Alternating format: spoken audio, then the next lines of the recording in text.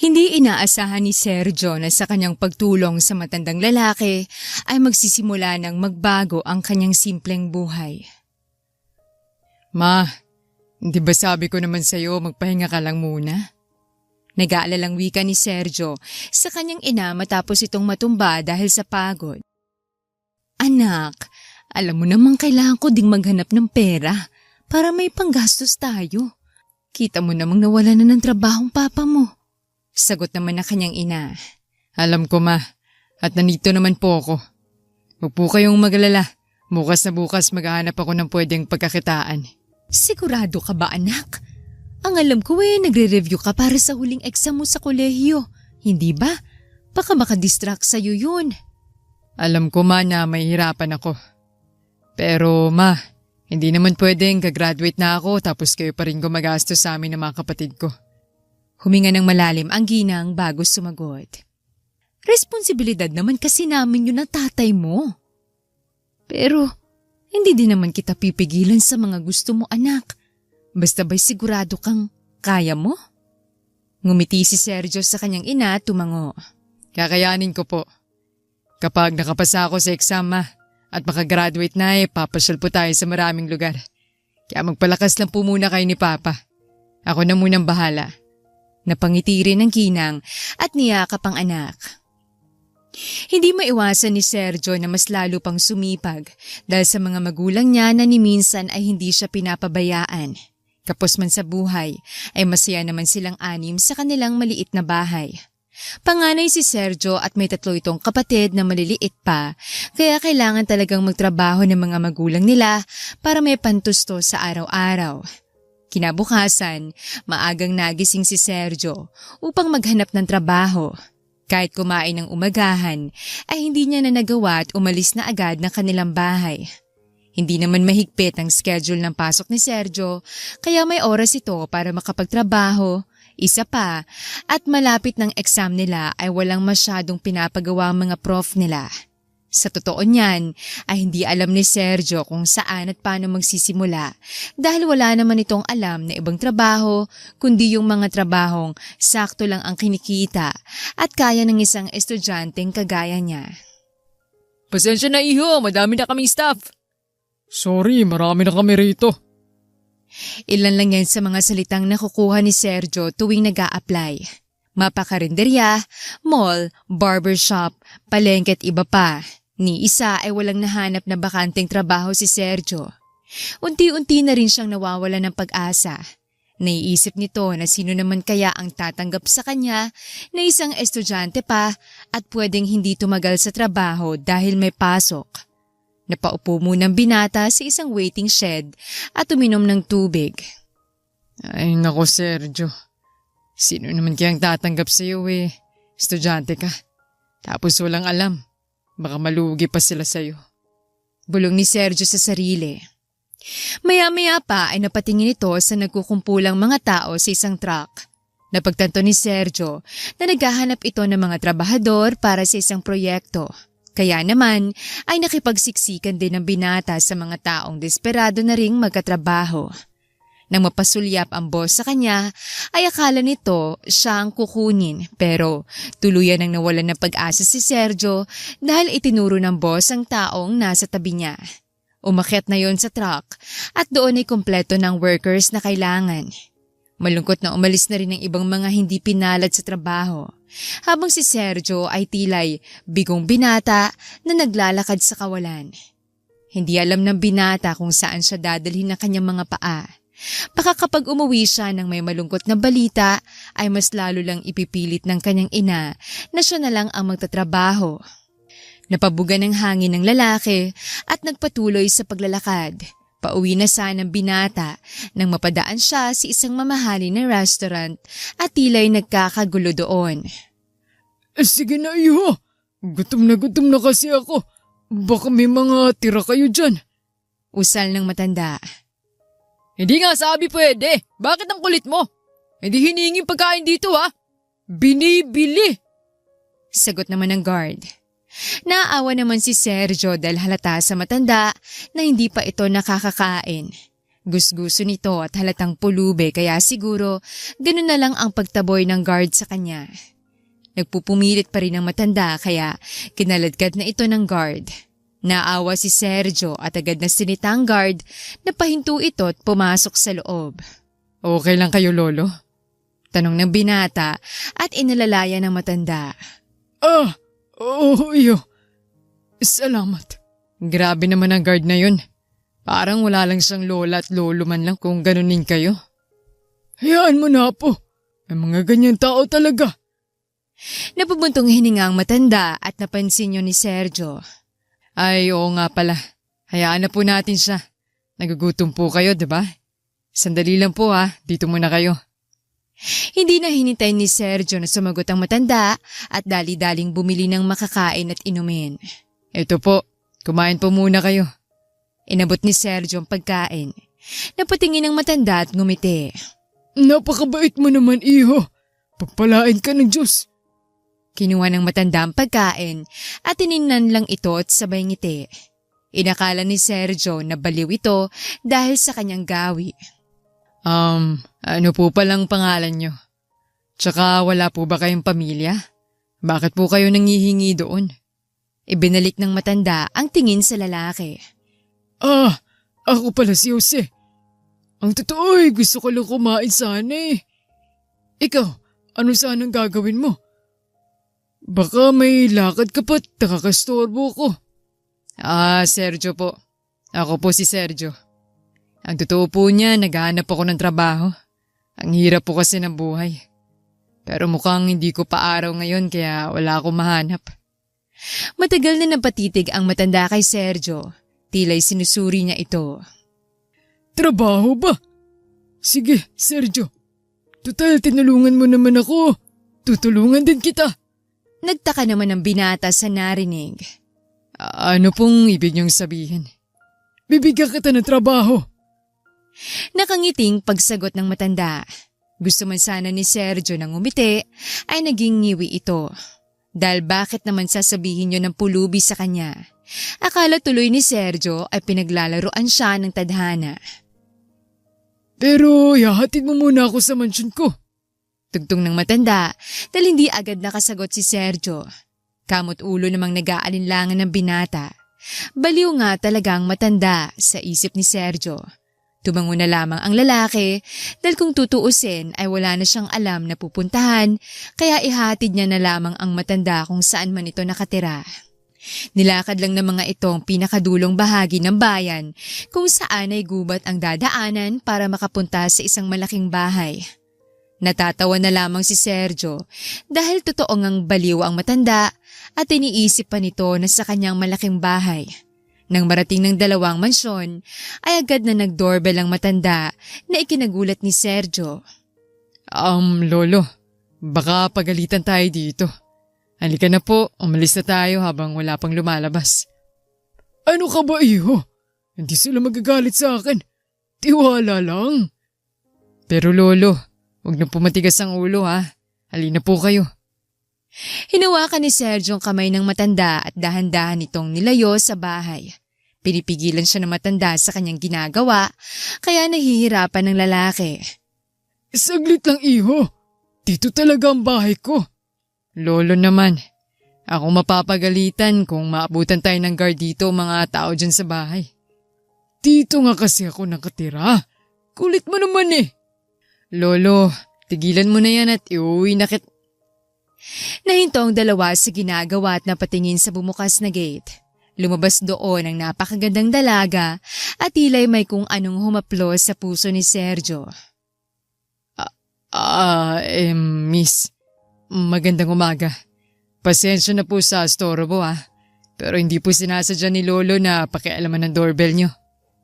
Utal na wika ng binata dahil sa halong kaba at pagkabighani sa dalaga. Anong ibig mong sabihin? Nakunot ang noon ng babae at napatingin sa matanda. Magsasalita pa sana si Sergio nang maunahan siya ng babae. Lolo, lumabas ka na naman ba? Sino po to? At bakit hawak ka niya? Gulat ang binata sa narinig, dahilan para matigilan ito. Apo, maling iniisip mo Sa totoo nga niyan tinulungan niya ako kanina. Sabat ng matanda dahil sinamaan ng tingin ng babae si Sergio. Ganun po ba? Ano po bang nangyari sa inyo? May masakit ba sa katawan niyo? Miss, kilala mo ba siya? Oo, lolo ko yan. Ang may-ari nitong pinakamalaking bahay sa lugar dito. Pwede mo bang sabihin kung anong nangyari at tinulungan mo si lolo? Nang mapagtanto ni Sergio na totoong sinasabi ng matanda, ay napakamot ito sa ulo. Pasensya ka na sa ginawa ko sa lolo mo. Pati na rin po sa inyo, lolo. Hindi ko lang kasi akalain na kanina nanghihingi ka ng pagkain tapos mayaman ka pala. Usal ng binata. Nakita nito kung paano bumaling ng mabilis ang tingin ng dalaga sa lolo nito. Nangihingi? Saan at bakit lolo? At bakit parang ang dungis mo ngayon? Ano naman po bang naging trip nyo? Halina muna kayo't pumasok. Ayan ang matanda at ikinuwento ang plano na magpanggap bilang pulube para subukan ang mga ugali ng mga staff sa kanyang restaurant. Kaya ako madungis ngayon, apo. Kasi para dun. Lolo talaga, ang daming pakulo. Ano naman pong nangyari dahil sinubukan niyo sila? At paano mo nakilala tong si Sergio? Tanong ng babae, pero parang nag-aalinlangan pang matanda na magsabi kaya kinuwento na ni Sergio. Napadaan ako sa restaurant nyo kanina. Tapos ayun, nakita ko na lang na kinakaladkad si lolo ng guard. Ano? Agad na tumaas ang boses ng babae at tumayo na galit na galit. Apo, umingnahon ka nga. Hindi lolo. Anong karapatan niya para gawin yun sa'yo? Kahit hindi kanya kilala na ikaw ang may-ari ng resto, kahit saan naman lang narespeto kanya bilang tao. Especially as an older person. Galit na sagot ng dalaga at hindi nagpapigil. Mabilis itong naglakad at lumabas ng mansyon. Hinabol siya nila Sergio pero nakasakay na ito sa mamahaling niyang kotse at umalis. Naku, patay! Sundan natin, iho! Ani ng matanda at tinurong isa pang sasakyan. Kaya mo bang mag-drive? Wala na akong driver Po? Medyo lang po Kaso baka, hindi ko kaya. Sagot ni Sergio at tumingin sa mamahaling sasakyan. Agad na pumasok ang matanda sa sports car doon sa driver's seat. Sige, tuturuan na lang kita pagkatapos nito. Sa ngayon sumakay ka muna. Aha, pero kaya niyo po? Ngumising matanda sa tanong ng binata. Just sit here and relax. Mayabang na ani ng matanda na akala mo'y teenager na maangas. Sumakay na si Sergio at kinakabahang nakaalalay sa matanda. Kahit may edad na ito, ay akala mo siya mang buhay dahil sa bilis ng pagpapatakbo. Nakarating agad sila sa restaurant at naabutan ng magkaharap na guard at apo ng matanda. Inikot ni Sergio ang tingin sa loob at masasabi niya na ang ganda ng paligid at sosyal. You are fired! So, pack your things immediately! Sigaw ng babae sa guard na kumaladkad sa matanda kanina. Nagtakang lalaki at sumagot. Bakit po, ma'am? Ano pong kasalanan ko? Kasalanan mo? Nakikita mo ba yan? Tinuro ng babaeng kanyang lolo sa tabi ni Sergio. Napayukong binata dahil halos lahat ng tingin ng mga mayayamang kumakain ay sa gawin nila. Yan po. Opo, pinaalis ko na po yan kanina Papalisin ko lang po ulit. Sorry po.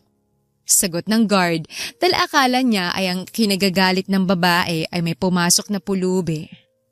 Diyan ang huwag mong gagawin. Dahil papakulong talaga kita. Mariin na sabi ng dalaga at naglakad papalapit kina Sergio. Seriously?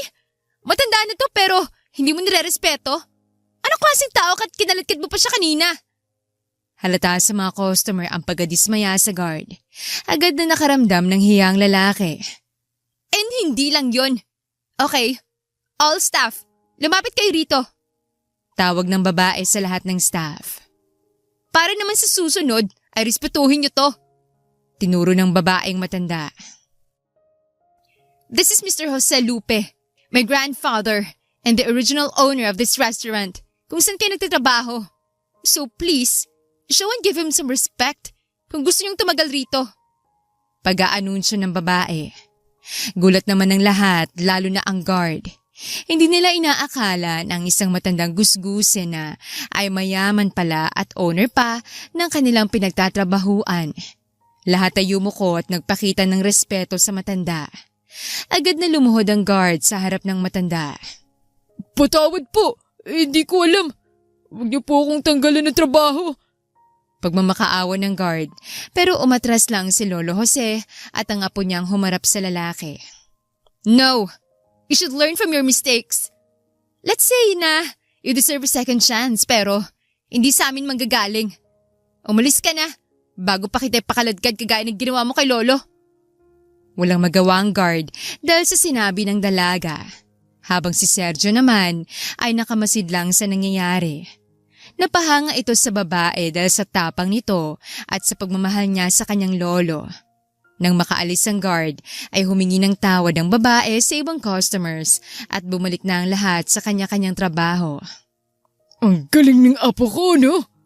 Usal ni Lolo Jose at napalingon si Sergio. Oo nga po eh. Sana lahat kasing tapang niya.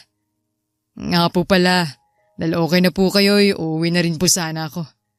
Pagpapaalam ni Sergio dahil hapon na at kailangan niya pang alagaan ang kanyang mga kapatid dahil baka mapagod ulit ang ina nito. Teka iho, hindi pa kita nabibigyan ng reward mo. Okay lang po yun. Maliit na bagay. Hindi maliit na bagay yun. Maupo ka muna at mag-uusap tayo. Sabat ng dalaga at may dalang tray ng pagkain. Inilapag nito ang tray sa mesa kung saan nakaupo sina Lolo Jose. Hindi ba naghahanap ka ng trabaho? Bigla namang napagtanto ni Sergio ang tanong ng dalaga. Sakto't baka pwede siyang pumalit sa guard na natanggal kanina. Oo nga po pala. Baka pwede po ako mag-apply bilang guard dito. Nakangiting sambit ni Sergio. No, hindi yon. Natahimik naman ang binata at kinabahan dahil baka hindi siya tanggap. Nalungkot ito pero nawala rin ng magsalita ulit ang babae. Wala na kasing driver si Lolo at alam ko na siya nag-drive nang pumunta kayo rito. Kita mo naman siguro kung paano siya magpalipad ng kotse, diba? Dahil sa sinabi ng dalaga, kamot ulo na lang na kumuha ng pagkain si Lolo Jose. Tumango naman si Sergio. Good.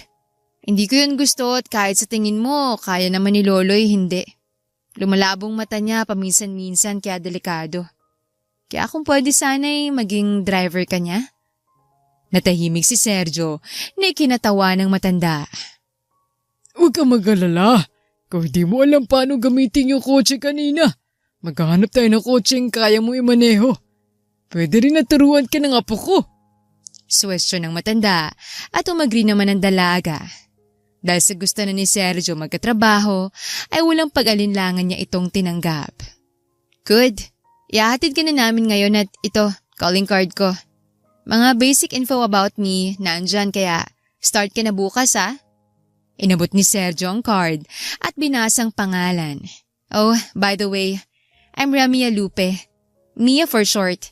Nice to meet you and thank you for helping my lolo. Nakangiting babae na inilahad ang kamay kay Sergio. Napatitig ang binata dahil sa sobrang ganda ni Mia. Kung kanina ay maganda siya kahit tila'y masungit pero mas maganda ito kapag nakangiti.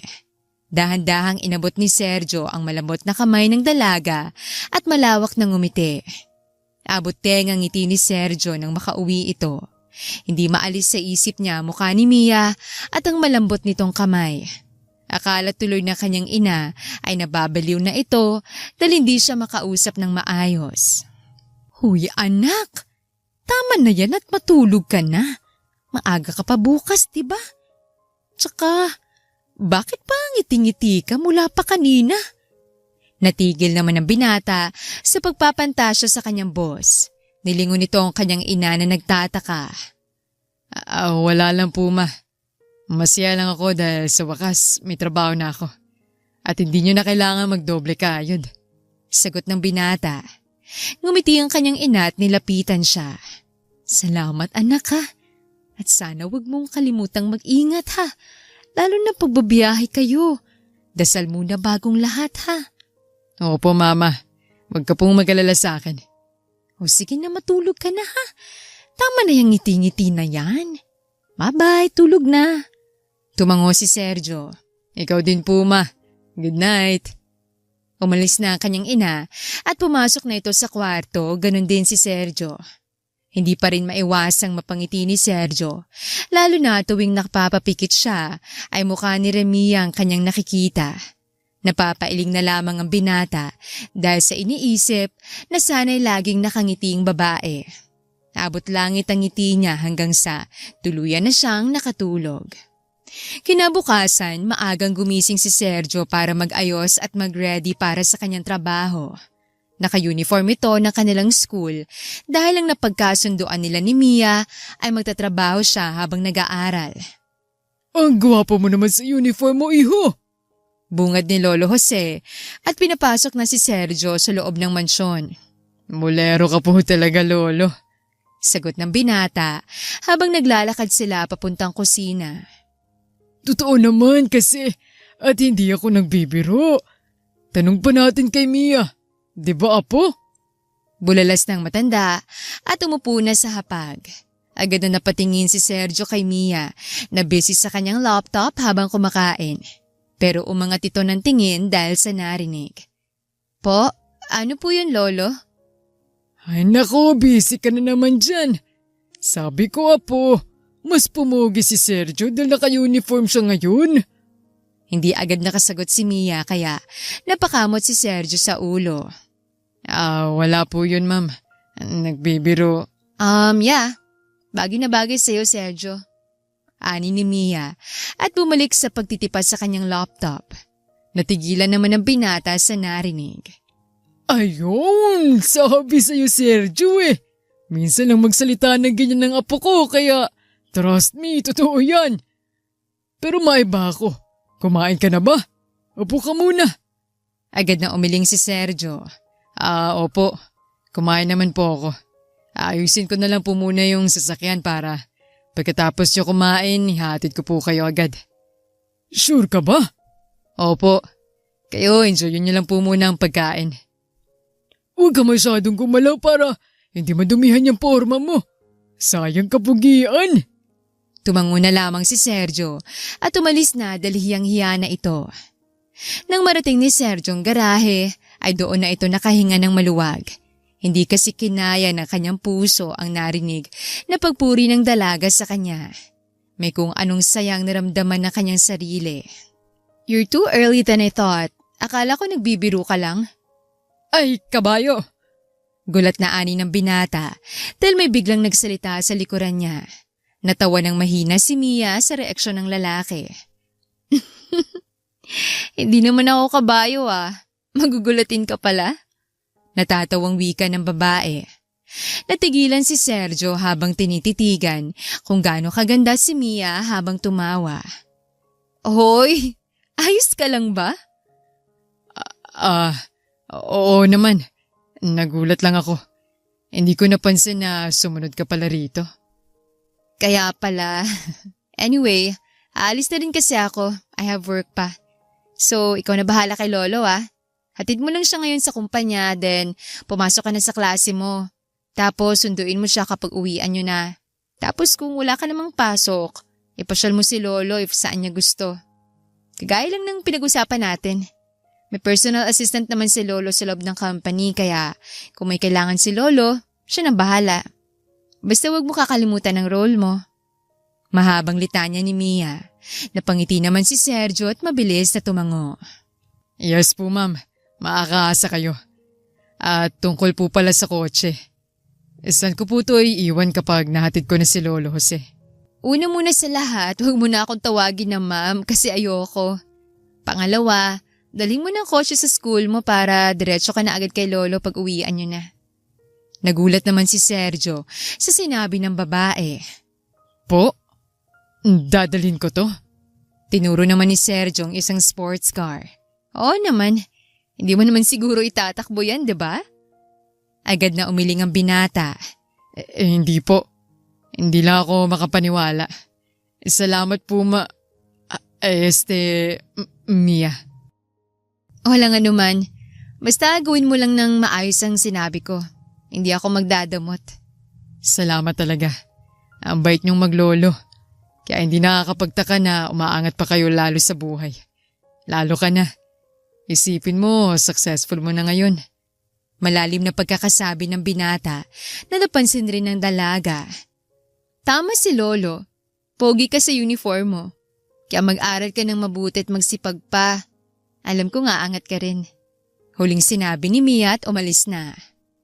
Dahil sa mga salitang iyon ay tila nakahanap si Sergio ng lakas at inspirasyon na makapagtapos. Pakiramdam niya kasi nung una ay napag-iiwanan siya. Dahil kung tutuusin, magkasing edad lang sila ni Mia. Pero ito ay nagtatrabaho na samantalang siya ay nag-aaral pa rin. Pero dahil sa sinabi ng babae ay nabuhayan ng kanyang puso. Malawak siyang ngumiti dahil hindi niya inaasahang ganun pala kabait si Mia. Mas lalo tuloy itong humahanga sa dalaga. Wow, sa kanya ba yan? Big time naman yan! Siguro transfer ito. Ngayon ko lang kasi nakita yan eh. Bulong-bulungan nang dumating si Sergio sa paaralan dahil sa kotseng kanyang gamit. Hindi lang alam ng mga estudyante na hindi yun sa kanya kaya mas lalong nahihiyang lalaki. Nahihiyaman ay kailangan niyang masanay dahil ito ang kanyang trabaho. Lumipas ang ilang araw, nakasanayan na rin ni Sergio ang kanyang ginagawa at masaya rin siya dahil hindi ganoon kabigat ang trabaho. Pero malaki naman ang kanyang kita. Naipapasyal niya na ang kanyang pamilya at kahit papano ay naibibigay niya mga kailangan ng mga kapatid na hindi nagtatrabaho ang kanyang mga magulang. Nang matanggap ni Sergio ang unang sahod, ay pinahinto niya na ang kanyang ina at ama sa mga gawaing hindi na kaya ng kanilang katawan. Kaya sobrang laki ng pasasalamat ni Sergio sa maglolo dahil sa kabutihang ipinamamalas nila. Kaya mas nagpupursige pa si Sergio na ayusin ang trabaho. Ilang buwan na lamang pala, Sergio. Graduate ka na. At isa ka ng degree holder sa kursong negosyo. Hindi ka na mahihirapan na maghanap ng trabaho dahil ipapasok kita sa kumpanya ko. Masayang wika ni Lolo Jose. Kumakain sila ngayon sa isang parke kung saan may ilog at may magandang tanawin. Linggo ngayon kaya naisipan nilang mag-picnic kasamang pamilya ni Sergio. Dahil boring daw kung sila lang tatlo ni Mia. Naku po, Lolo. Ang dami niyo na pong tulong. Pero hindi ko po kayo tatanggihan. So, paano yan, Lo? Magiging kasama mo na ako sa pagmamanage ng negosyo mo? Pwedeng oo. Pwede ding hindi. Alam mo, iho, mahina na ako. Baka nga ikaw pang gawin kong CEO ng kumpanya ko. Nako, Lolo. Huwag niyo pong sabihin yan. Kung manghihina ka man po, nandiyan naman po si Mia. At susuportahan po natin siya. Sergio, kilala ko ang apo ko kaya alam kong hindi niya gustong pumasok sa isang business field. Kaya hindi ko siya pipilitin. Alam ko naman na kapag dumating yung araw na magpapahinga na ako, susuportahan ako ni Mia sa desisyon ko. Kung ikaw man na maging CEO ng kumpanya ko, huwag mo na lang pabayaan si Mia. Tulungan mo siya sa lahat. Huminga ng malalim si Lolo at napatingin sa apo niyang si Mia na nakikipaglaro sa kapatid ni Sergio. Huwag mo siyang hahayaang mamoblema, lalo na sa pinansyal. Hindi man niya nagsasabi sa akin. Alam kong hindi sapat ang kinikita niya sa pagiging kinder teacher. Hindi din naman niya nanghihingi sa akin. Sabi ko nga sa kanya na lang yung restaurant. Para may pagkakitaan pa siya pero ibang gusto niya. Dugtong ni Lolo Jose. Kung ganun po, namumuhay lang talaga siya sa sarili niya ring pera? Oo. Kahit ang kotse na meron siya hindi sa akin galing yan. Kundi sa pawis niya mismo. Taga-suporta lang ako sa kanya at aalalay kapag kakailanganin niya na ako. Kaya kapag na-promote na kita mula sa pagiging driver ko, si Mia naman ang tutulungan mo. Si Lolo naman, parang humahabili na. Kinakabahan ako sa'yo, Lo eh. Tsaka tutulungan ko po talaga kayo kahit hindi nyo na po sabihin. Kahit ako na po mag-aalaga sa apo nyo sa tuhod, sa susunod kapag nag-asawa na si Mia. Oo nga pala. Ikaw ba, Sergio? Walang gusto sa apo ko? Kasi kung meron naman, bakit hindi mo ligawan? Biglang nasamid si Sergio ng juice dahil sa sinabi ni Lolo Jose. Lolo naman, ang prangka nyo naman. Baka marinig ka po ni Mia dyan. Tinatanong ko lang naman eh. Meron ba? Ano po? Hindi na natapos ni Sergio ang sasabihin dahil lumapit na si Mia sa kanilang gawi. Sa araw na yon ay napaisip si Sergio. Kung tutuusin, gustong-gusto niya si Mia. Ang kaso ay kailangan niya munang gawin ng lahat para mas maging malapit sila ni Mia bago niya ito tanungin at ligawan. Natatakot din si Sergio dahil baka kapag nagpadalos-dalos siya ay maging mailap si Mia at lumayo sa kanya. Ang sabi mo, uwi ka na diba? Bakit ngayon susunod na buwan na naman?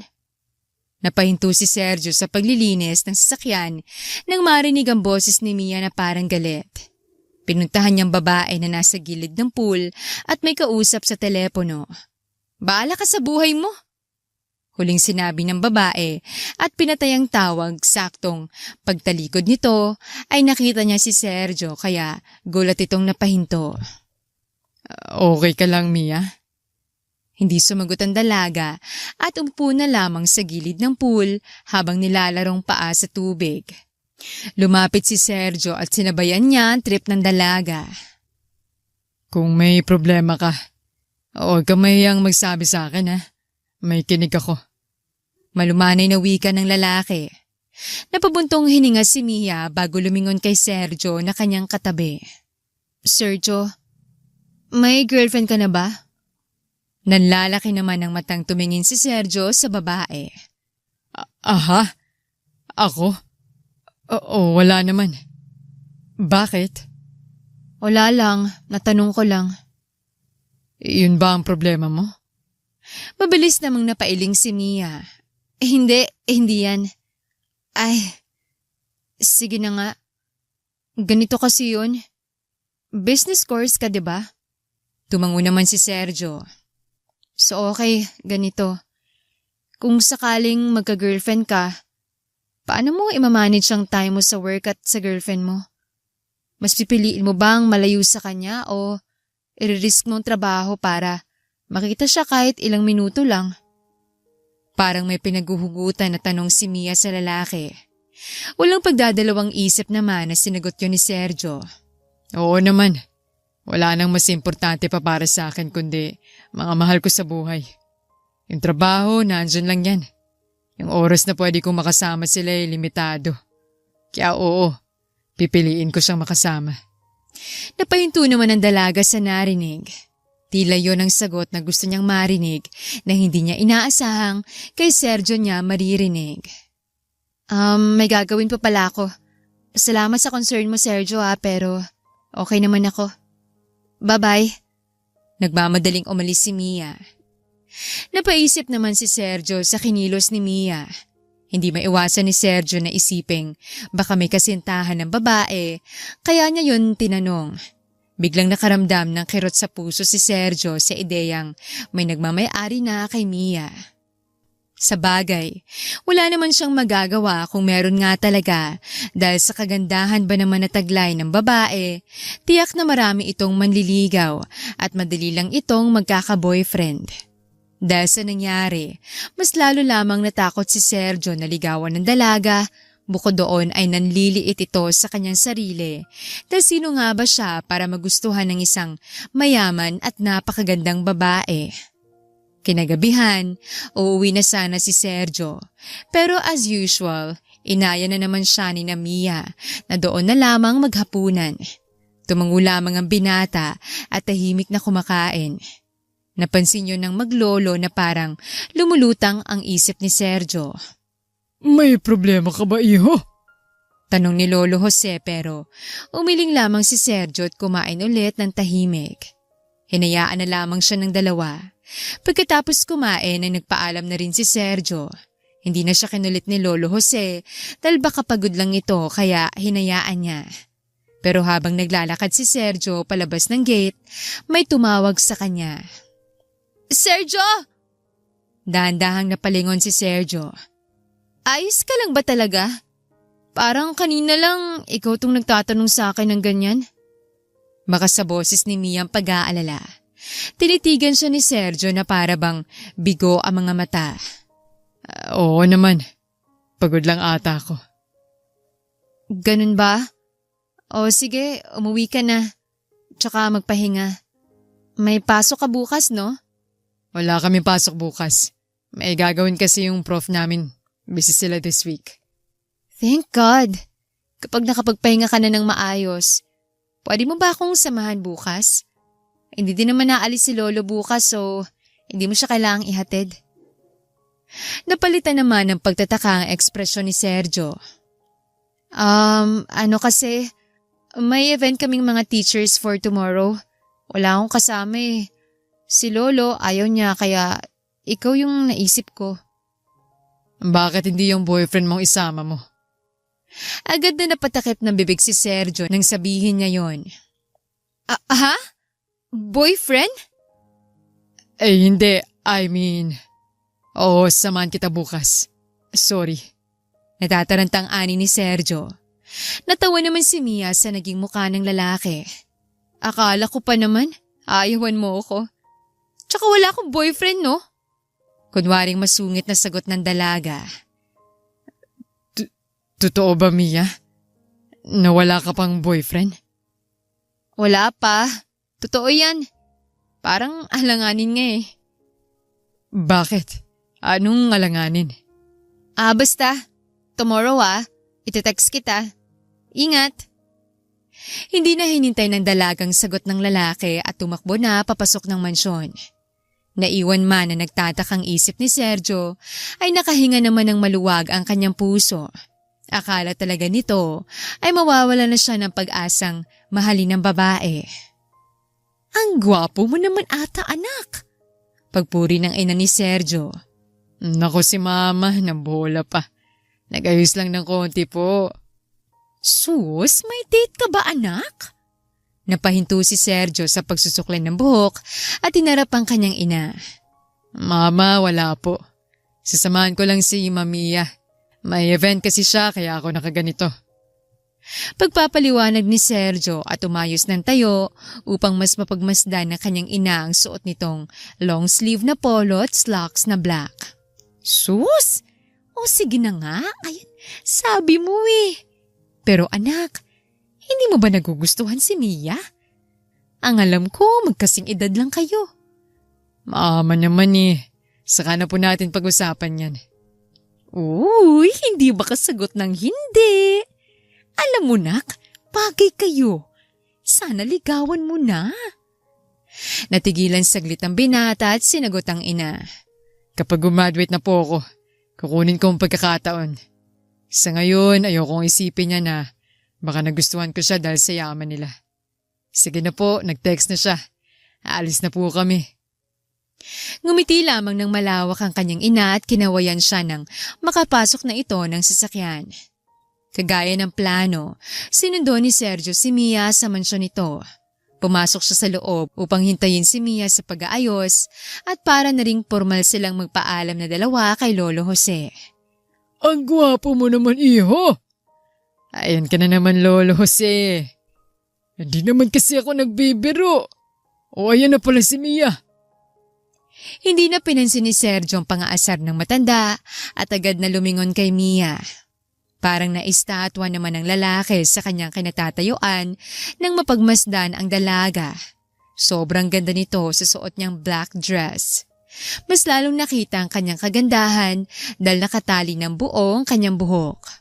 Hindi mapigilang mabighani ng binata. Napansin yun ni Lolo Sergio kaya nakaisip na naman ito ng nakakalokong ipangaasar sa binata. O mabuti naman nandito ka na, apo. Alam mo bang kanina pa si Sergio? Dapat ang ganito kagwapo eh, hindi pa nag-aantay. Dahil sa narinig ay namula si Sergio at napabalik sa realidad. Mia, huwag kang makinig. Hindi na ituloy ni Sergio ang sasabihin nang marinig ang mga katagang. Sorry Sergio, hindi ko kasi alam anong susuotin ko kaya natagalan. Tsaka, ang gwapo nga naman talaga ng datingan mo. Akala ko pa nga kailangan kitang dalhin sa parlor para ayusan ka pero hindi na pala. Hindi man gustuhin ng binata na ipahalatang kinikilig siya ay hindi naman sumang-ayon ng kanyang muka dahil pulang-pula ito.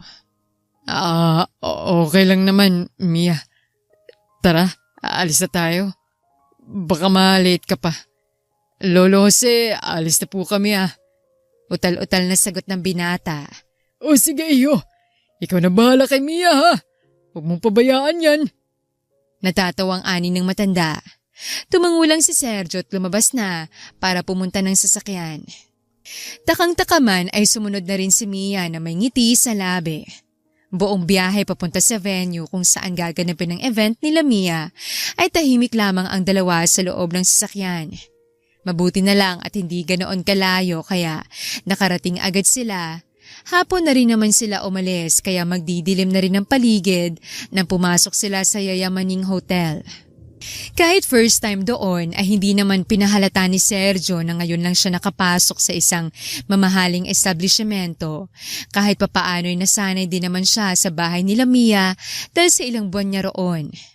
Dito tayo Sergio, hintayin lang natin yung principal at magsisimula ng event. Aya ni Mia.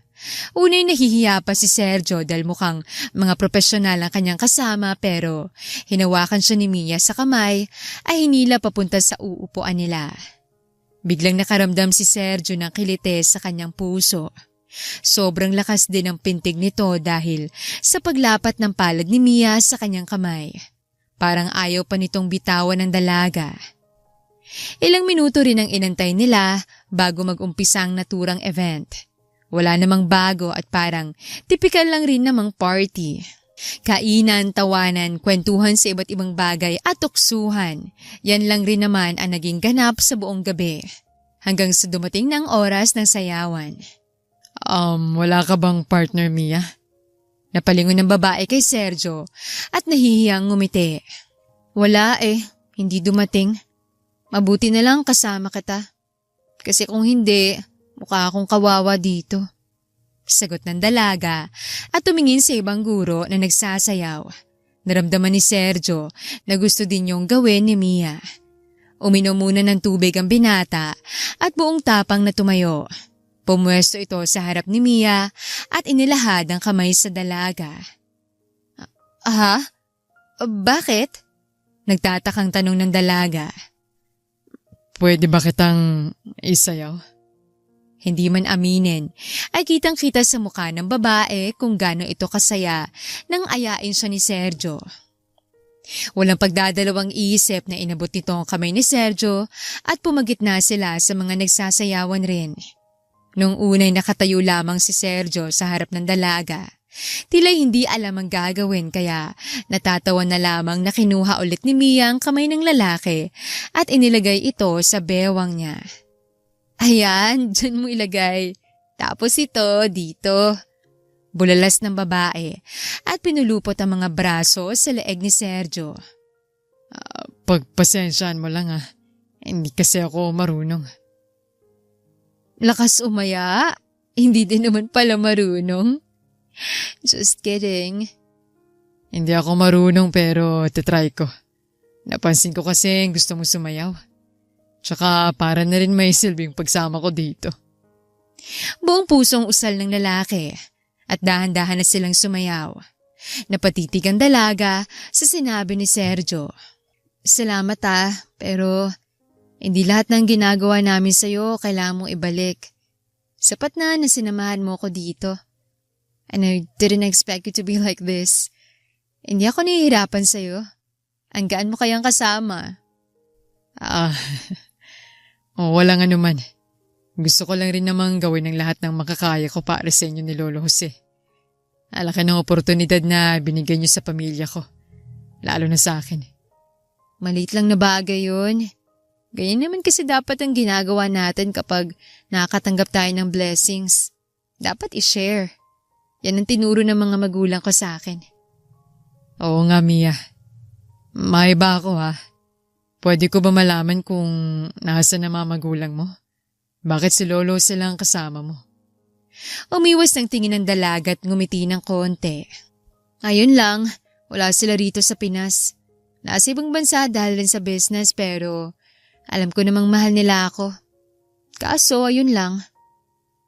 Kahit nakangiti, alam ni Sergio na nalulungkot ang babae. Kaya ba parang ang lalim ng pinaghuhugutan mo kahapon? Nang tinanong mo ko? Nabalik ang tingin ni Mia sa lalaki. Tapos hindi lang yun. Ay, hayaan mo na nga. Hindi ko naman masyadong iniisip eh. Ani ng dalaga. Hindi na ipinilit ni Sergio na pag-usapan pa yon. May iba naman ako. Bakit hindi ka pa nag-girlfriend, Sergio? Aha. Ayan ka na naman sa mga tanong na ganyan eh. Nahihiyang palusot ng binata. Curious lang. Malapit ka na kasing magtapos sa college. Tapos NGSB ka daw, sabi ng mama mo. Kaya wala ka bang balak? Bakit kasi ngayon ka lang nagpakita sa akin? Bulong ng binata. Ha? Wala. Sige, ikaw nga. Balik ko sa iyong tanong. Bakit? Bakit nung college ka ba nagka-boyfriend ka? Given na siguro na madaming nanligaw. Pero bakit ngayon wala pa? 'Di ba? Anda naman na kasi sana ako, kaso parang alanganin kasi. Hindi ko naman maramdamang halaga ko sa kanila eh. Sinong sila? Mga manliligaw mo? Bobo pala sila eh. Siguro kung akong manliligaw mo, araw-araw mo sigurong mararamdamang pipiliin ka. Hindi na napansin ni Sergio ang kanyang mga sinasabi na ikinatigil ng dalaga nang marinig yon. Napagtanto lamang ni Sergio ang nangyayari nang mapatingin siya ng diretso kay Mia na ngayon ay titig na titig sa kanya. Ang ibig ko kasing sabihin, tama naman kasi. Dapat pinaparamdam sa'yo na kaya kang piliin araw-araw, di ba? Pag ganyan, mararamdaman mo na ang halaga mo. Kinakabahang ani ng binata. Hindi nito alam kung naiintindihan din kaya ng babae ang mga sinasabi nito. Sa huli ay natawa na lamang si Mia sa mga narinig. Para mawala ang hiyang nararamdaman ay tumawa na rin si Sergio. Maghahating gabi na nang matapos ang event. Pagkatapos magpaalam ni Mia sa mga kasama ay bumiyahe na rin sila ni Sergio. Akala ni Sergio ay nakatulog si Mia sa passenger seat kaya hindi na muna nagsalita ang binata. Hindi nito alam na habang nagmamaneho ay pinagmamasdan siya ni Mia. Sa isip-isip ng dalaga ay sobrang swerte na magiging girlfriend ni Sergio. Niiling pa nga ito ng maisip na sanay siya na lang. Kahit iwasan man niyang ipakita at sundin ang nararamdaman niya dahil sa hindi pwede ay wala pa ring takas ang puso ni Mia na gustuhin ng lalaki. Kaso pinipigilan na lang din niya dahil masaktan lang rin naman siya. Bukod sa hindi pa siya sigurado ay inaakala niya na walang gusto sa kanya ang binata. Best night ever. Thank you, Sergio. Tara, pumasok ka muna. Baka gising pa si Lolo. Aya ni Mia. Napatingin si Sergio sa mansyon. Napansin itong bukas pa ang ilaw sa may sala kaya sumunod si Sergio kay Mia. Sa hindi malamang dahilan, biglang sumikip ang puso ni Sergio. Parang may kutob ito na may mangyayaring ikabibigat na kanyang loob. Napansin rin ng binata na may bagong kotseng nakaparada sa labas kaya kinakabahan ito dahil baka may nangyari kay Lolo Jose. Ang saya, no? Kung may event ulit na ganun, isasama kita, ah. Usal ni Mia habang papasok sila ng sala. Oo naman, ikaw pa. Sagot ni Sergio kaya natawa ang dalawa. Mia! Tawag ni Lolo Jose sa malamig na tono. Agad na napalingon ng dalawa dahil hindi yon normal kay Lolo Jose. Nakita ni Sergio kung gaano kaseryoso tumingin na ang matanda kay Mia. Maya-maya pa ay may lumabas na gwapong lalaki at halatang mayaman rin, makisig tingnan ng lalaki at halatang alagang-alaga.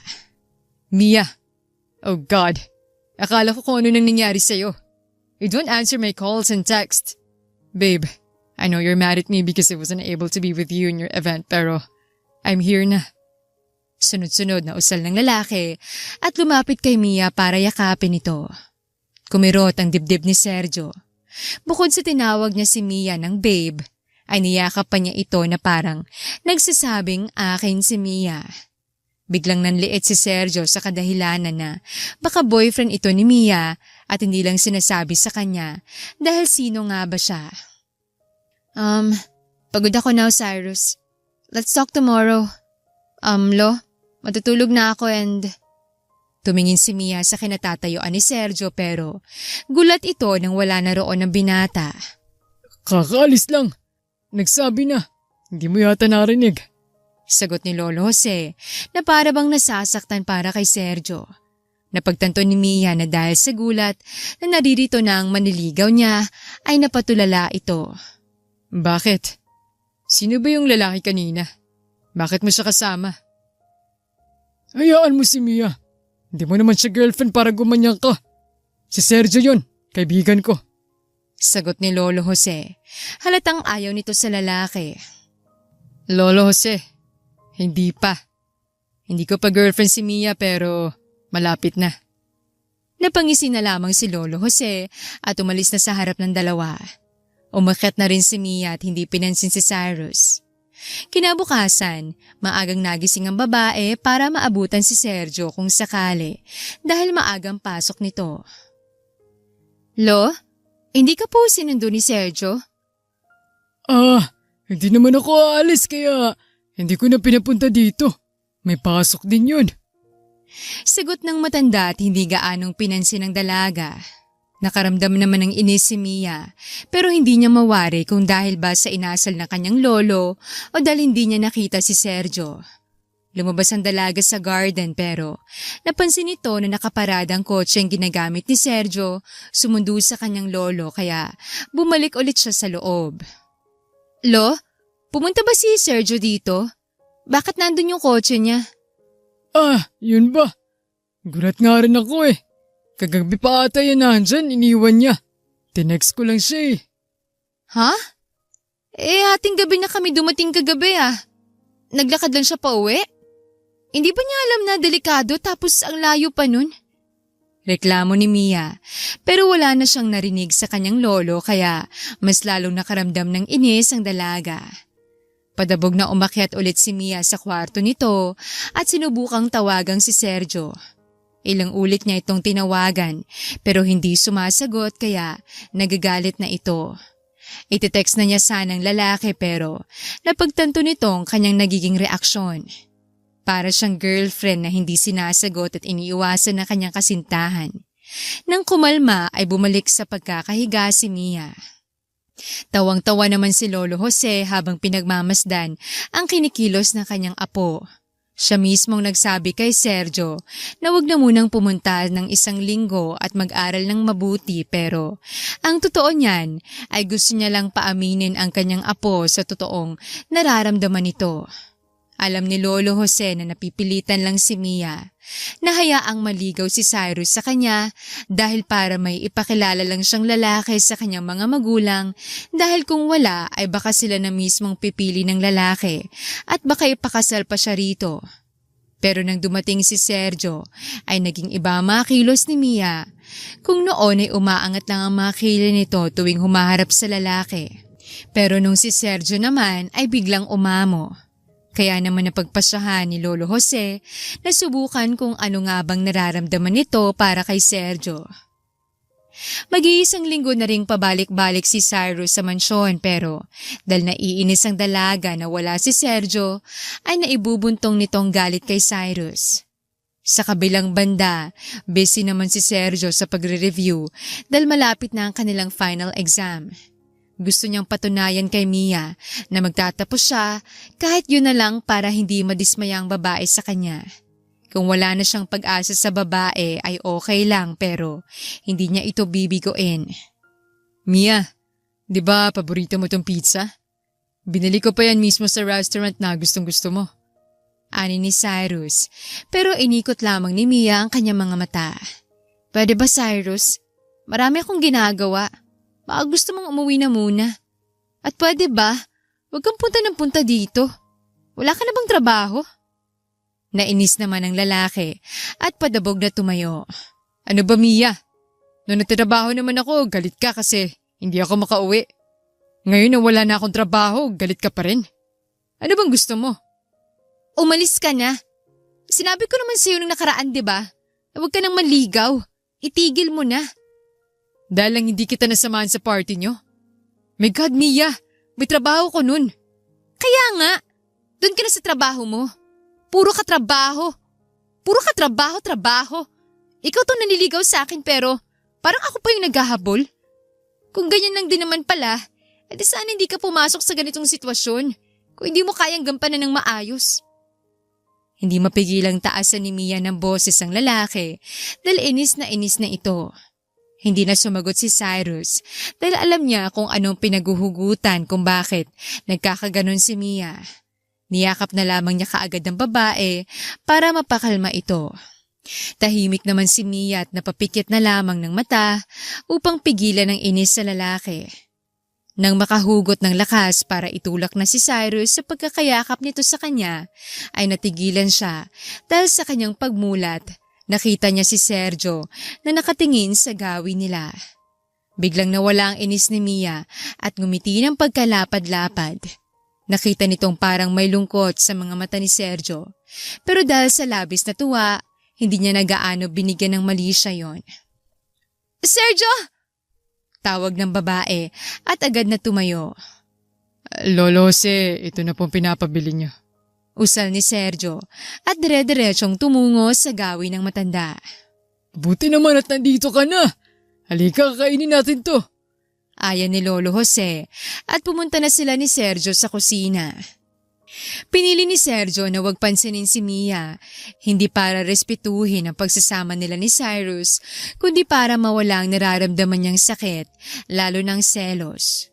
Buong hapong na nandun si Sergio ay nakikipagtawanan lamang siya kay Lolo Jose at sinabing na ipasa niya ang lahat ng exam.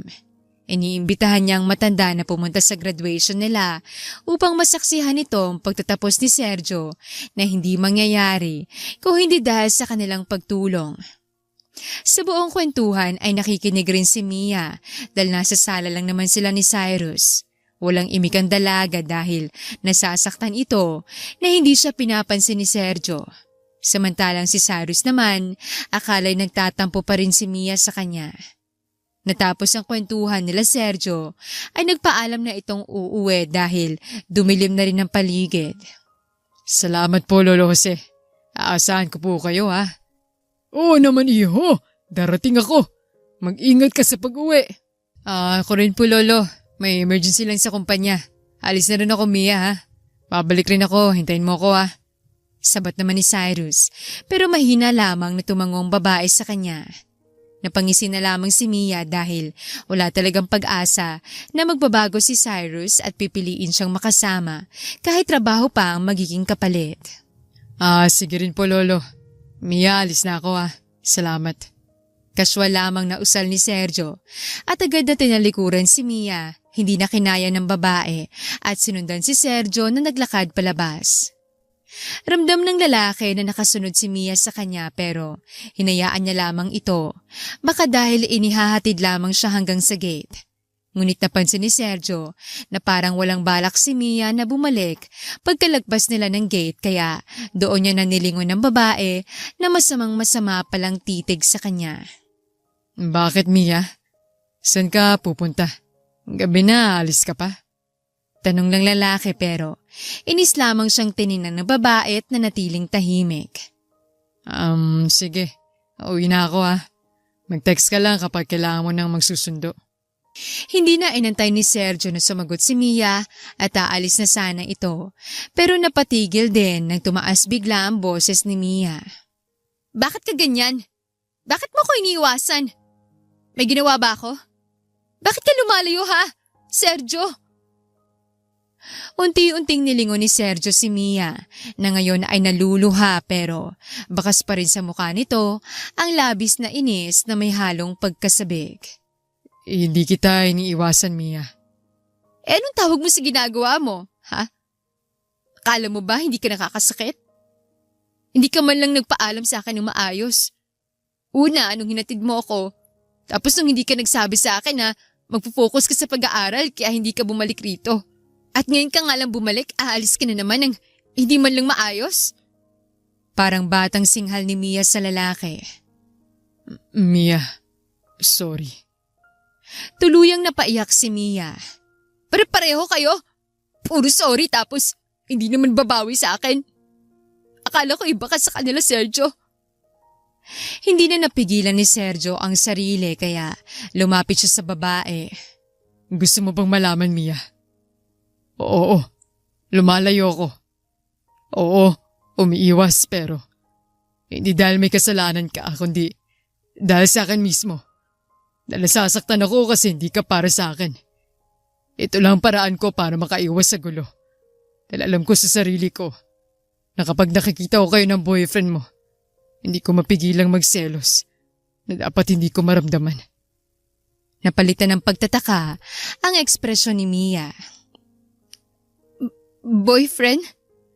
Ayan ka na naman, Mia eh. Pinapaasa mo na naman ako. Sabi mo dati wala kang boyfriend at nagtiwala rin yung puso ko pero alam kong boyfriend mo yung kausap mo sa telepono nung nasa pool ka. 'Di ba? Hindi makapaniwalang natawa si Mia sa narinig. Huwag mo naman akong pagtawanan.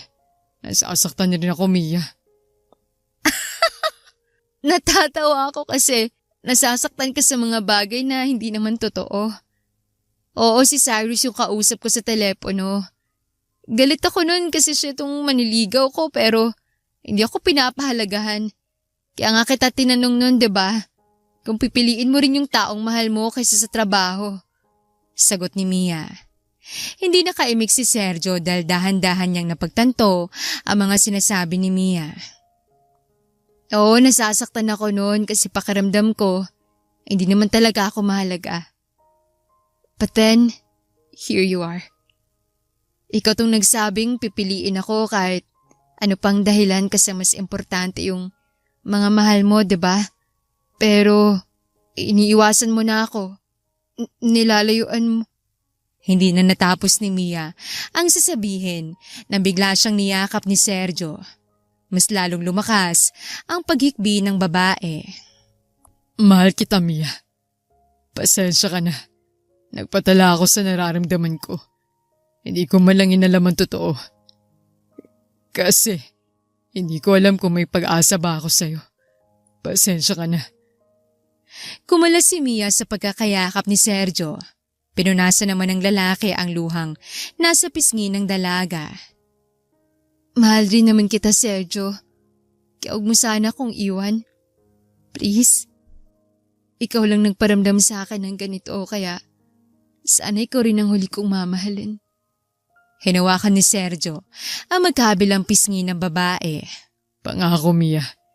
Hindi ko sasayangin ang pagkakataong to para sa pagmamahalan natin. Huwag kang mag-alala at hindi na ako magiging duwag. Ngumiti na lamang ng malawak ang babae at ganun rin si Sergio. Unti-unting naglapat ang kanilang mga labi dahil sa pareho silang sabik na iparamdam ang pagmamahal sa isa't isa. Sa gabing yon ay sa mansyon natulog si Sergio kasamang babaeng gusto niyang makatabi at makasama sa buong buhay niya. Mukhang sarap ata ng tulog yung dalawa. At mukhang hindi lang yun ang masarap. Namula naman si Mia sa naging tanong ng kanyang lolo. Lolo naman, huwag niyo po nga sa rin tong girlfriend ko. Mas lalong namulang dalaga nang akbayan siya ni Sergio pero hindi ito nagpatalo. Kinuha niya ang kamay ni Sergio na nasa balikat niya at lumayo sa lalaki. Girlfriend ka dyan? Sinagot na ba kita? Pagmamalditan ni Mia pero mukhang wrong move siya sa sinabi nito. Oo, hindi pa ba kita girlfriend? Pagkatapos lahat ng nangyari kagabi? Nagtawanan naman sila Lolo Jose nang hindi na sumagot si Mia. Masayang kumakain ng almusal ang tatlo nang biglang pumasok si Cyrus ng kusina. Mia, mag-usap nga tayo. Di ba sabi ko naman sa'yo hintayin mo ko at mag-uusap tayo? Bakit ka nagdidesisyon agad? Bungad ng lalaki. Tumigil ka nga, Cyrus. Maniligaw lang kita kaya may karapatan akong magdesisyon kung titigil ka na. Malamig na tura ng dalaga na nakapagpatahimik rin kay Sergio. Unang pagkakataon na marinig yun ni Sergio na ganun kaseryosong dalaga. Hindi naman nagpatinag si Cyrus. I swear, Mia, malalaman to ng parents mo at ako rin mismong ipapakasal sa'yo. Tumigil ka nga, Cyrus. Kita mo namang hindi ka gusto ng apo ko eh. Pinagpipilitan mo pa. Aalis ka o aalis ka? Mamili ka na. bago pa kita ipatawag sa mga gwardya ko. Sabat ni Lolo Jose, dahilan para padabog na umalis si Cyrus. Pagkatapos noon ay hindi na narinig ni Mia na nagsalita si Sergio hanggang sa matapos silang kumain. Bakit ang tahimik mo ata, mahal ko? Malambing na tura ni Mia at niyakap si Sergio na nakatalikod at nasa malayong tingin. Wala, mahal. May iniisip lang. Wala daw pero may iniisip lang? Pwede ko ba yun malaman? Umayos ng tayo si Mia at hinarap si Sergio. Naiya kasi ako. Ha? Bakit naman, mahal ko? Kasi alam mo yung ako tong boyfriend mo pero hindi ko man lang naitabo yung manliligaw mo. Na dapat akong gumagawa. Pasensya ka na ha. Naiya kasi akong magsalita.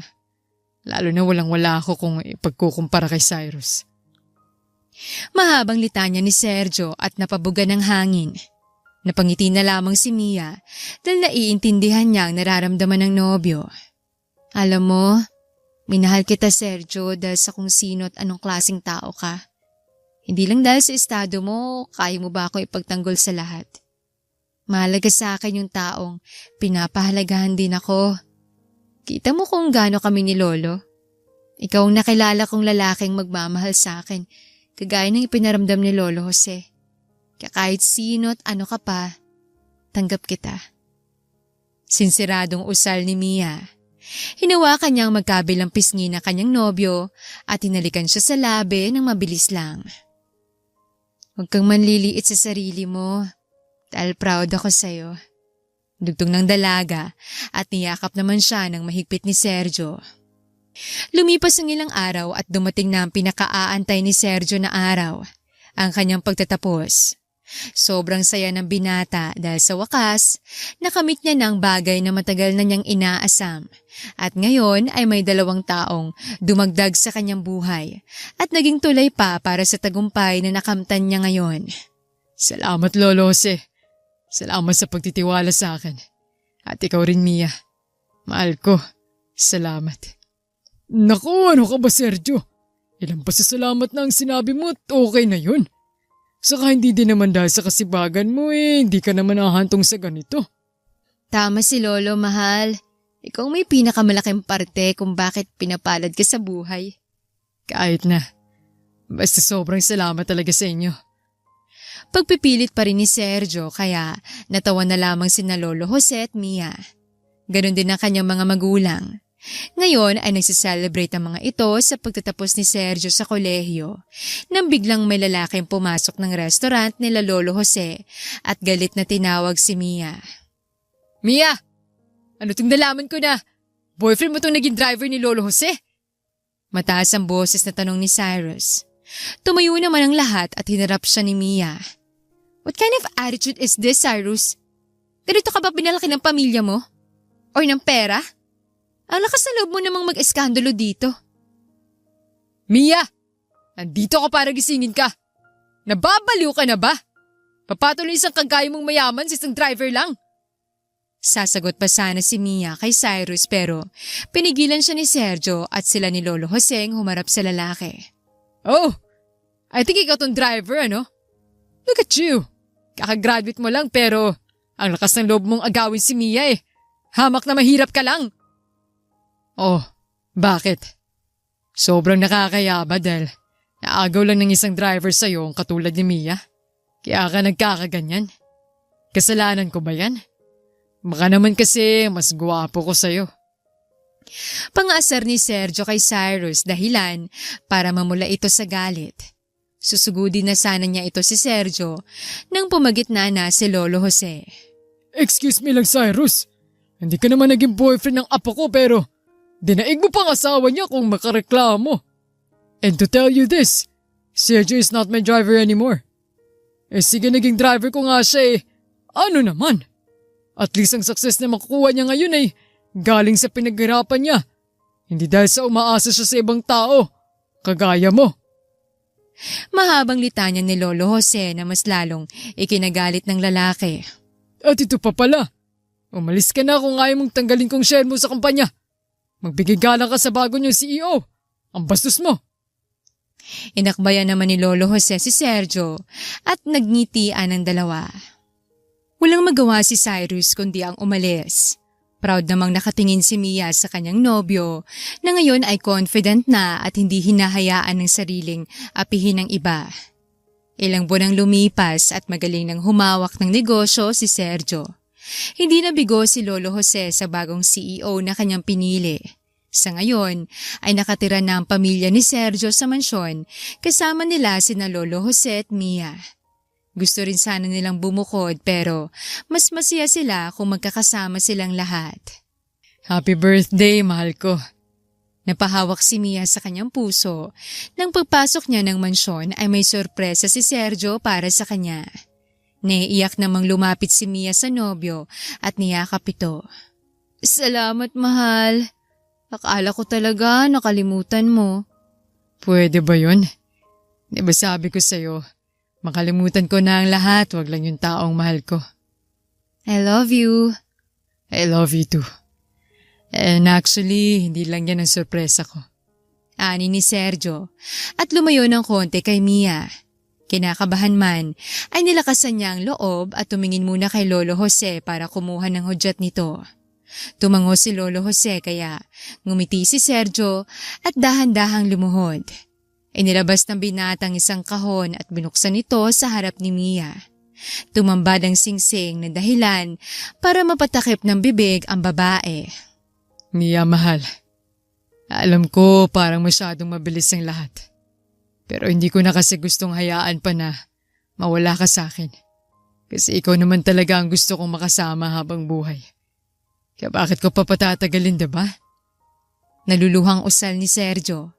Dahilan para mapahikbi rin si Mia. Mia, gusto kitang pakasalan at makasama habang buhay. Mahal ko. Will you marry me? Hindi naman nagdalawang isip ang babae na tumango. Napatalon-talon pa ito habang sinasabi ang katagang yes.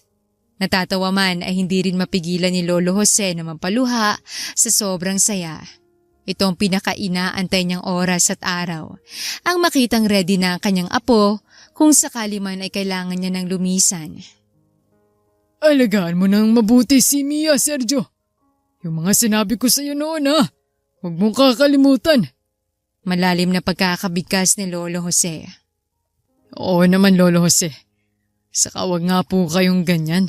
Ayan ka na naman po eh. Parang nagpapaalam ka na naman sa akin. Kinakabahan ako sa'yo, Lolo. Sagot naman ni Sergio at kita nga sa mata nito ang lungkot. Matanda na ako, Sergio. Kaya kung sana mas maaga nating tatanggapin, mas makakapaghanda pa kayo. Alam mo naman ang buhay ay panandalian lang. Sa kampante na akong iwan si Mia, no? Tagal ko na siyang kasama. Nagsasawa rin ako sa mukha ng batang yun, no? Lalo na pagiging maldita niya. Kahit natatawa pa si Lolo Jose habang sinasabi yon, alam na alam ni Sergio na nasasaktan din ito dahil sa katotohanang hindi niya makakasama ng habang buhay ang kanyang apo at ganoon na rin si Sergio. Pero kahit na ganoon, iho, mahal na mahal ko kayo. Kaya sana before ako umalis, bigyan niyo muna ako ng apo, ha? Bilisan niyo na. Pagbibiro ni Lolo Jose, ngumiti na lang din si Sergio at sinakyan ang trip nito. Kaya po pala gumaganyan. Gusto mo lang ng another apo. Huwag ka po mag-alala, malapit na. Nagtawanan ng dalawa kagaya ng palagi nilang ginagawa na para bang wala silang lungkot na dinadala. Ang ganda mo po, ma'am. Kinakabahan ka po ba? Tanong ng babaeng nag-aayos kay Mia. A little but mostly excited. Hindi lang kasi ako makapaniwalang mangyayari nito sa buhay ko. Alam mo, sobrang pangarap ko to. I can't believe this day is finally here. I feel like I'm floating. Nakangiting sagot naman ni Mia. Naku ma'am, relax lang po kayo, normal lang yan. Halos lahat ng bride na aasikaso ko, ganyan na ganyan din ang nararamdaman. Siguro masarap nga talaga sa pakiramdam ang makasal. Sobra. Yun nga siguro ang isa sa pinaka-pinapangarap ng mga babae sa buhay nila. Ikaw, miss, naikasal ka na rin? Oo, ma'am, at ang may papayo ko lang sa'yo based on my experience, hayaan mo lang na mailabas kung anong nararamdaman mo sa loob. Huwag mong ipipigilan. Basta enjoyin mo. Napatangu-tangu naman si Mia sa sinabi ng staff. Pero biglang namula ang babae nang biglang may binulong ang staff sa kanya. Pero alam mo kung nung mas nakaka-excite, ma'am? Yung honeymoon po. Kaya much better if you prepare talaga para mas magandang performance. Bulong ng staff na ikinahiya ni Mia. Buti na lang ay may kumatok sa kwarto kung saan siya nag-aayos. Laking pasasalamat naman ni Mia para naman mahimasmasan siya sa mga sinabi ng staff. May bisita ka po ata, ma'am. Maiwan ko na po kayo. Tatawagin na lang kita kapag ready ng lahat. Pagpapaalam ng staff, pagkatapos nito silipin ang kumatok sa pinto. Nang pumasok ang mga taong yon, ay natigilan si Mia. Nang mapagtanto na ito na ang mga taong gustong-gusto niyang makita, kaya agad na tumayong dalaga at patakbong niyakap ang kanyang bisita. Mommy! Daddy! I missed you so much! Bulalas ng dalaga. Niyakap rin siya pabalik ng kanyang mga magulang. We missed you too, darling. Mabuti na lang at nakaabot pa kami dahil kung hindi, kahit kami hindi namin mapapatawad ang sarili if we missed this special day. Malambing na ani ng kanyang ina. Akala ko nga rin po eh. Pero nandito na po kayo ngayon kaya mas lalo naging special ang araw na to. Nako! Ang laki mo na talaga! Ikakasal ka na. Proud na proud kami sa'yo at nahanap mo ng gusto mong makasama habang buhay. Sana makakwentuhan namin siya pagkatapos ng seremonya. Dahil di sapat ang online call para lang makilala namin siya ng lubos. Opo, Dad. Huwag kang mag-alala. Magugustuhan niyo po siya. Mamiya, lalabas na po kayo. Mag-uumpisa na tayo. Tawag ng staff mula sa labas ng kwarto. Inayos naman ni Mia ang sarili kasama ang kanyang ina at pumunta na sila sa simbahan. Nawala na rin ang kaba na nararamdaman ni Mia nang tuluyan na niyang masilayan si Sergio na matyaga siyang inaantay sa harap ng altar, katabi ang kanyang lolo Jose. Para ka namang batang nanginginig dyan, iho. Kasi naman lolo, kinakabahan talaga ako. Paano kung mag-back out si Mia? Tingnan mo naman kung gaano kagandang magiging asawa ko. Parang hindi po kasi totoo. Tumigil ka nga. Mamaya sasapakin kita para malaman kung nananaginip ka lang ba o hindi. Lolo naman eh. Shh, ayan na siya. Alagaan mo yan ha. Huling sinabi ni Lolo Jose bago mahinang tinulak si Sergio para makalapit sa kanyang bride. Para kasi itong nastatwa at ayaw gumalaw nang makita sa malapitan si Mia. Napansin niyo ng dalaga kaya nang mahawakan niya si Sergio ay natawa ito ng mahina at hinila na papunta si Sergio sa harap ng pare. Nagumpisa na ang misa at ngayon ay magpapalitan na ng mensahe sila Sergio at Mia sa isa't isa. Mia, mahal, alam ko narinig mo na to pero gusto ko lang sabihin ulit ngayon sa harap ng maraming tao. I want you to know that from the moment I met you, I knew you were the one. You made me believe in myself. You challenged me to be a better man.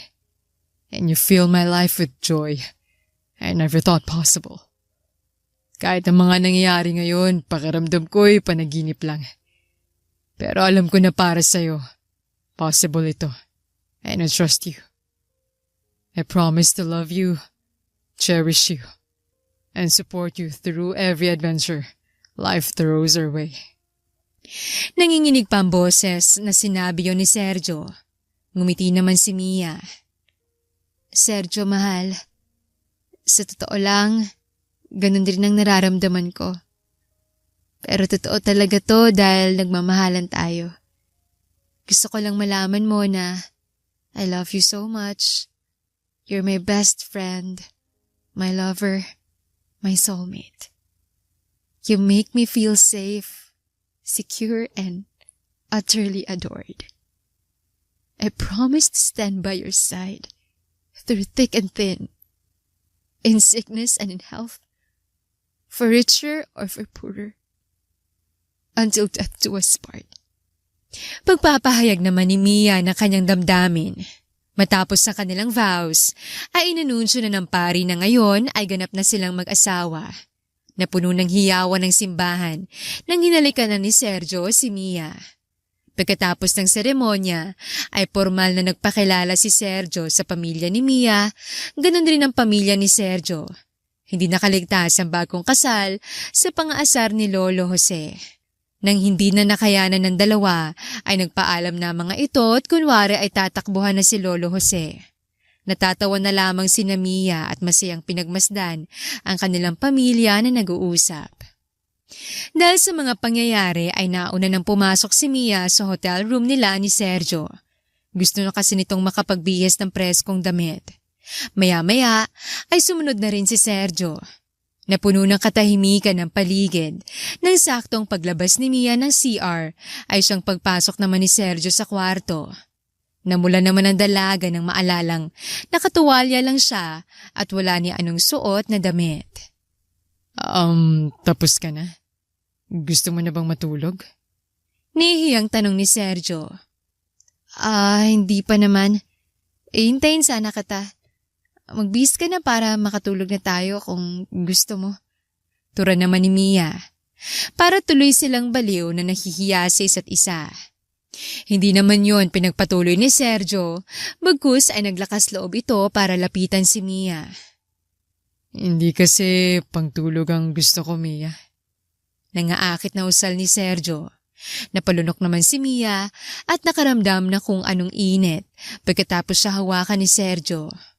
Kung ganun, kung anong gusto mo, sabihin mo lang. Sagot ng babae at nagkatitigan sila ng kanyang asawa. Nahihiyaman silang sabihin sa isa't isa pero iisa lang rin naman ang kanilang nais. Walang pag-aatubiling inangkin ni Sergio ang mga labi ni Mia. Doon na nagsimula ang kanilang mainit na gabi. Napuno ang kwarto na kanilang pagmamahalan sa isa't isa. Lumipas pang ilang araw, buwan at taon. Masayang nakabuo sina Sergio at Mia ng kanilang malaking pamilya. Tuwang-tuwa naman si Lolo Jose dahil kahit papaano ay naabutan niya pa mga apo kay Mia. Hindi na rin bumalik ng ibang bansa mga magulang ni Mia dahilan para mas dumami sila sa mansyon kung saan pinuno nila yon ng masasayang mga alaala at punong-puno ng pagpapahalaga sa kanilang pamilya.